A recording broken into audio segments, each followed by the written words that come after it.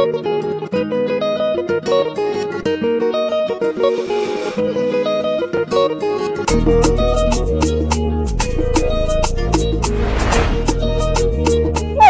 Zedem, Monsieur Alphonse.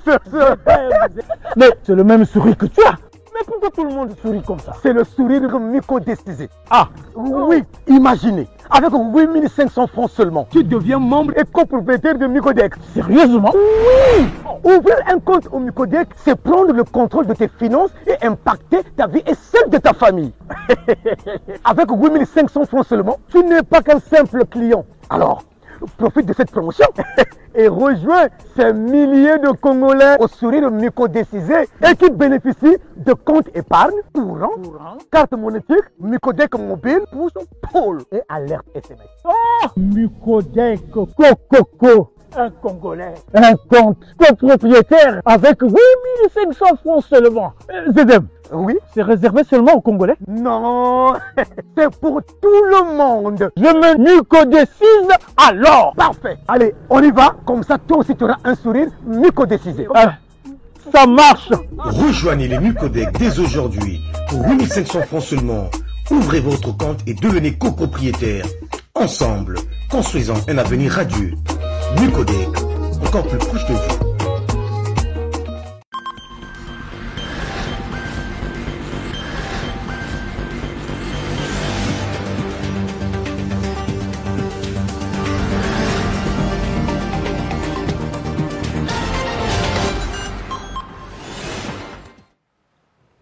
Il est 19h30 à Pointe-Noire, même heure à Loulombo, dans le département de la Bouinza. Madame, Monsieur, bonsoir et bienvenue dans cette grande édition de journal télévisé sur MCR TV. On se retrouve dans une poignée de secondes pour l'essentiel de l'actualité.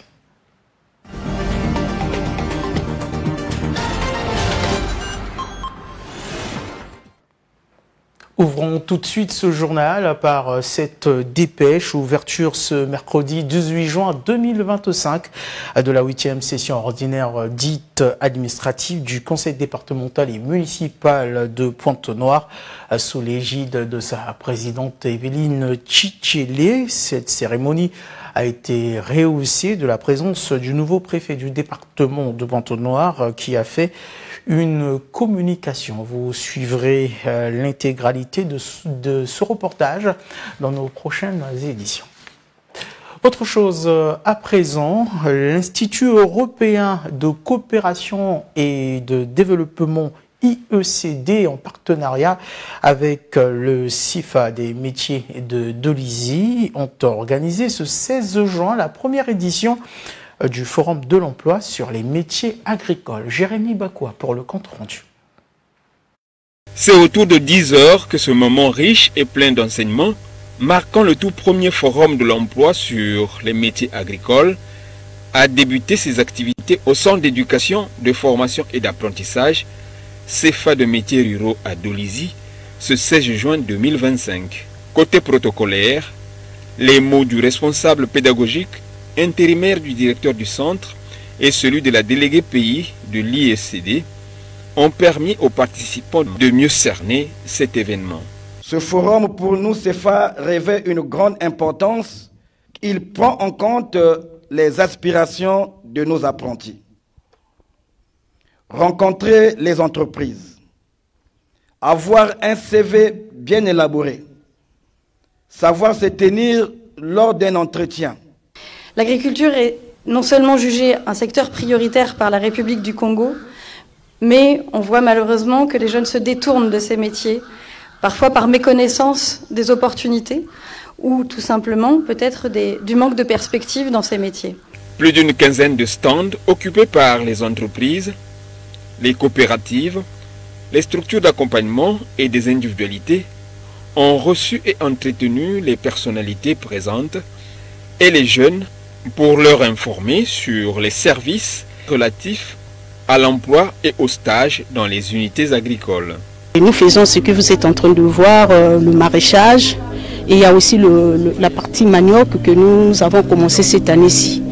Là, nous avons 10 hectares que nous avons octroyés et nous aurons besoin de jeunes qui peuvent venir pour travailler avec nous. Puis, d'autres activités, notamment de coaching sur la rédaction de CV, la simulation d'un entretien d'embauche, de prise de parole en public et l'entrepreneuriat, ont meublé cet événement. Le témoignage de quelques participantes. Nous avons participé au forum au CFA où nous avons appris comment écrire un CV, une lettre de motivation. On a aussi appris sur l'entrepreneuriat. Formation sur l'entrepreneuriat. J'ai regroupé mes collègues et nous voilà, on est en train d'exercer le métier qu'on a appris au CFA. On est en train de faire nos cultures maraîchères et tout. On est en train de créer aussi des marchés de vente. Vraiment, ça va. Soulignons que ce premier forum de l'emploi sur les métiers agricoles est l'œuvre du partenariat entre le CFA et l'Institut européen de coopération et de développement IECD, grâce à son projet d'insertion des jeunes nommé Relief, appuyé par l'Agence française de développement AFD. À Pointe-Noire, à l'occasion de la fête des pères, la fondation Pichu Songila a organisé ce dimanche 15 juin 2025 au quartier Rex, un moment chaleureux et fraternel à l'intention des papas de Lumumba 3. L'essentiel de cette activité avec Alfred Bongat et Rossi Makayandinde. Cette initiative placée sous le signe de l'hommage et du dialogue a réuni plusieurs dizaines de pères autour d'un échange ouvert sur leur rôle dans la famille et la société.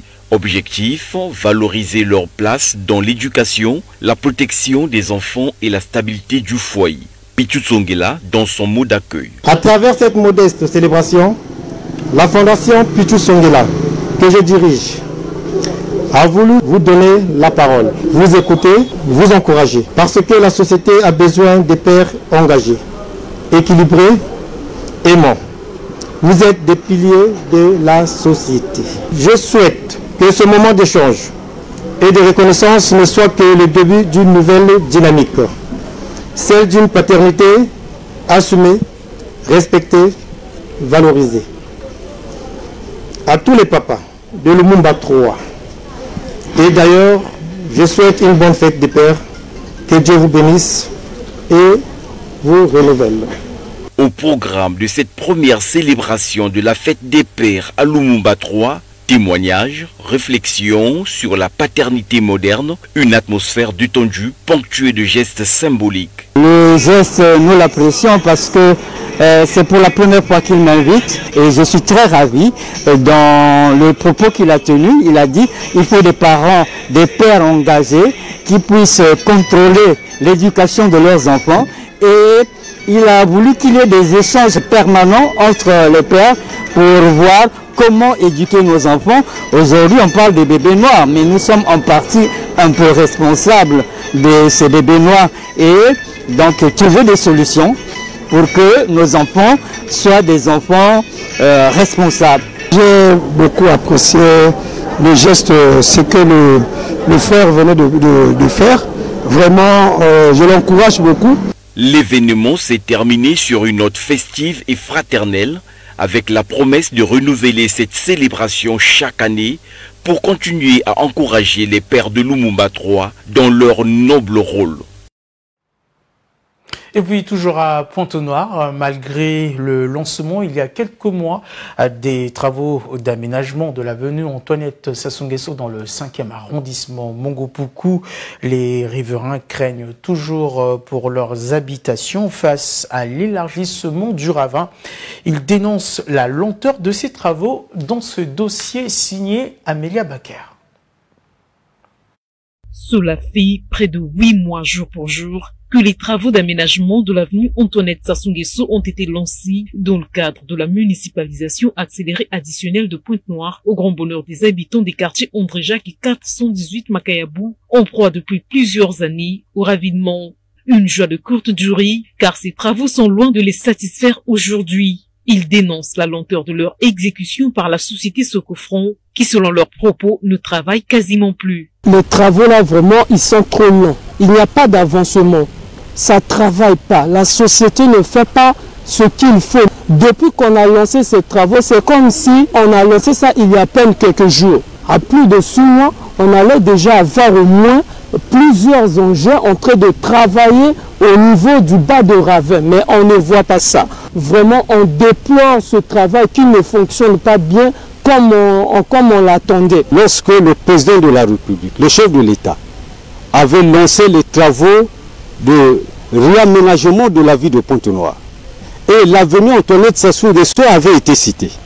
Et les travaux ont été lancés. Mais voici 8 mois, rien ne marche ici. La société qu'on avait donné le marché qui s'appelle Socofon, c'est une société qui n'a pas de matériel. Moi je me demande, est-ce que le président de la République, dans sa philosophie, il avait mal fait? Quand vous montez vers la centrale, il y a une catastrophe ici. Nous sommes au bord du chaos. Ce ravin, à l'intérieur duquel on peut apercevoir quelques câbles électriques à découvert, fait craindre un risque d'éboulement avec des cassures du sol à certains endroits. Malgré le danger, plusieurs habitants des 2 quartiers qu'il relie ne s'empêchent toujours pas d'y passer. Et nous recevons sur ce plateau mademoiselle Delcia Diakosama, responsable boutique chez Canal, avec qui nous allons devoir aborder la promo royale. Bonsoir mademoiselle. Bonsoir monsieur. Alors, la promo royale, de quoi s'agit-il? Ok, la promo royale en fait c'est une offre que Canal+ a mis à la disposition de ses abonnés pour leur permettre de profiter des contenus prestigieux et variés qui riment un peu avec la royauté, d'où le nom de promo royale. Alors, la particularité, vous parlez de profit pour les abonnés. Qu'est-ce qu'ils vont profiter concrètement? Ok. Pour nos abonnés, donc pour ceux qui sont déjà abonnés, ceux qui sont détenteurs d'un décodeur, il suffit juste de se réabonner pour profiter de cette offre. Au réabonnement, vous bénéficiez de 15 jours avec toutes les chaînes. 15 jours, toutes les chaînes? Toutes les chaînes, 15 jours, tout Canal+. Tout Canal+. Oui.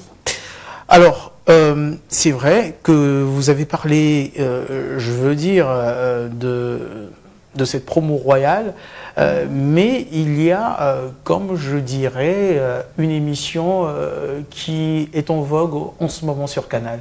Effectivement, nous avons une émission qui a commencé le 7 de ce mois, c'est-à-dire le 7 juin. Cette émission, en fait, regroupe plusieurs jeunes femmes venues de pays différents qui s'affrontent dans le but d'être élues reines. Et au cours de cette émission, les candidates vont être jugées par rapport à leur beauté, leur talent, mais également leur charisme. À l'issue de cette compétition, une seule sera élue reine et elle sortira de là avec un chèque de 15 millions. Bon. Alors, quels sont les types d'abonnés Canal? Est-ce que c'est que les abonnés Canal qui en ce moment sont en fin d'abonnement, ou ceux aussi qui pourront peut-être s'acheter un décodeur, qui pourront bénéficier de ces 15 jours? Ok. La particularité de cette promotion, c'est qu'elle est ouverte à tous, c'est-à-dire les abonnés actifs qui ne sont pas encore à échéance, ainsi que ceux qui sont déjà échus. La seule condition, c'est de se réabonner à votre formule pour en bénéficier. Autre information à nous livrer, à livrer notamment aux abonnés Canal qui nous suivent. Ok. Pour ceux qui ne sont pas encore abonnés, Canal+ ne vous a pas oublié. Et donc, il y a une autre promotion, enfin, c'est la même promotion, mais qui permet à ceux qui n'ont pas encore d'abonnement chez eux de s'abonner. Alors, le décodeur qui est habituellement vendu à 5 000, en ce moment, il est à 1 000 francs pour permettre que tout le monde puisse s'abonner. Ensuite, vous allez ajouter 3 000 francs pour la parabole et les abonnements sont au choix. Ils sont à partir de 11 000.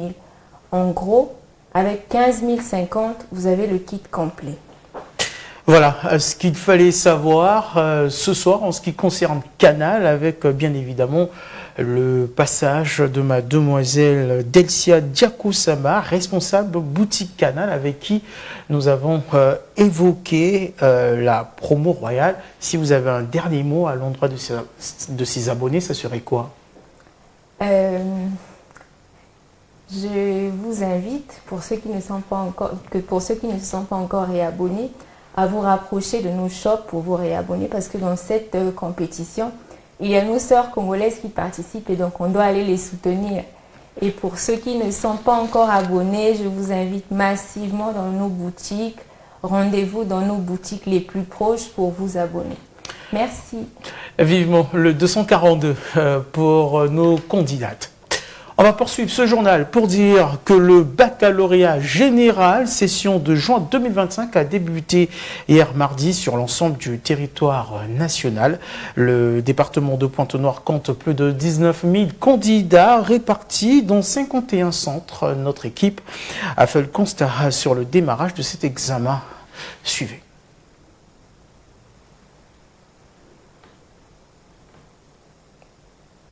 La devise de la République du Congo est « Unité, travail, progrès ». Inscrite sur les armoiries et répétée dans l'hymne national, la congolaise est un appel à la cohésion nationale, à l'effort productif et au développement du pays. Le rappel sur les symboles de la République, ici fait par la directrice départementale de l'éducation civique de Pointe-Noire, Christine Mbambi, dit en ces termes. À l'éducation civique, nous parlerons plus des symboles de la République parce que les gens n'en connaissent pas. Ils ne savent pas les significations de ces symboles-là. Alors, nous en avons 6. Il y a le drapeau, il y a la devise, il y a les armoiries, l'effigie du chef de l'État et le sceau de la République. En détail, les termes de la devise signifient. Quand on parle de l'unité, c'est que le Congo doit être indivisible. Donc, du nord au sud, de l'est à l'ouest, nous tous, nous devrons être un. Le travail, ça procure l'économie, ça procure le service, ça procure l'évolution. Quand on a travaillé, on a tout fait et on a le progrès. Et le progrès peut être culturel, peut être économique, peut être éducatif et social. Ces 3 mots-clés représentent les valeurs fondamentales de la République du Congo. Si on mélange les 3 mots, cela veut dire que nous sommes un pays évolué, un pays fort, un pays où la citoyenneté est en train d'évoluer. Le Congo, un pays, unité, travail et progrès, veut dire que ce pays-là, il a de l'essence. Unité, travail, progrès est une invitation à l'unité nationale, car le Congo est un et indivisible, au travail acharné et à la recherche constante du développement des valeurs fondamentales pour l'avenir du Congo. Suivi ce sujet sur l'éducation civique avec la vulgarisation en tout cas de la devise de la République. Voilà. Revenons sur ce sujet, sur cet examen d'État, à savoir le baccalauréat. Je vous le disais, le baccalauréat général session de juin 2025 a débuté hier mardi sur l'ensemble du territoire national. Le département de Pointe-Noire compte plus de 19 000 candidats répartis dans 51 centres. Notre équipe a fait le constat sur le démarrage de cet examen. Suivez. Le baccalauréat est un diplôme national sanctionnant les études secondaires du 2e degré et ouvrant les portes de l'enseignement supérieur. Prévu sur 4 jours, ont démarré ce mardi 17 juin 2025. Toutes les séries confondues ont planché sur les mathématiques comme épreuve de lancement. Question de voir le démarrage réussi. Quelques candidats au sortir de cette épreuve se sont exprimés. C'était un peu stressant, mais ça va. Ça s'est bien passé. Ça nous reste à faire français, anglais, espagnol, histoire, géo et la philosophie. Preuve de mathématiques et c'est quand même bien passé en général. J'ai pu faire tout le sujet. Merci. C'est quand même accueillant. Il y a la police pour nous surveiller au cas où il y a des petits problèmes. Et les surveillants, les jurés sont quand même accueillants aussi. Oui, quand même abordable avec ce qu'on a vu en classe. Je suis certain de dire que ça s'est quand même bien passé en tout cas.